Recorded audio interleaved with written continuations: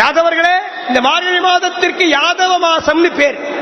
மார்கழி மாதம் தொடங்கி இந்த மார்கழி மாதம் 30 நாளும் ஆண்டாள் நாச்சியார் மார்கழி திங்கள் மதி நிறைந்த நன்னாள் என்று தொடங்கி வங்கக்கடல் கடைந்த 30 பாசுரங்களை பாடி யாதவர்களின் பெருமையை பறைசாற்றுவதாலே இந்த மாதத்திற்கு யாதவ மாசம்னு பேர்.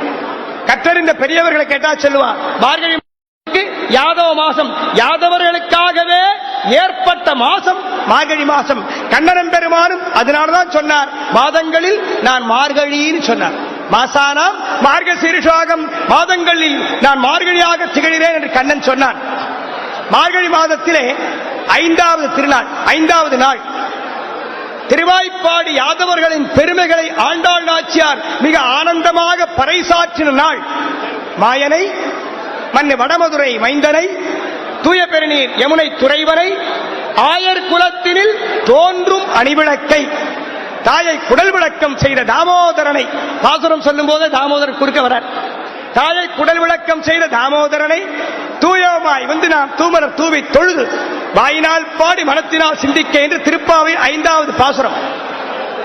கூறத்தாழ்வான் பெரிய கூடையில்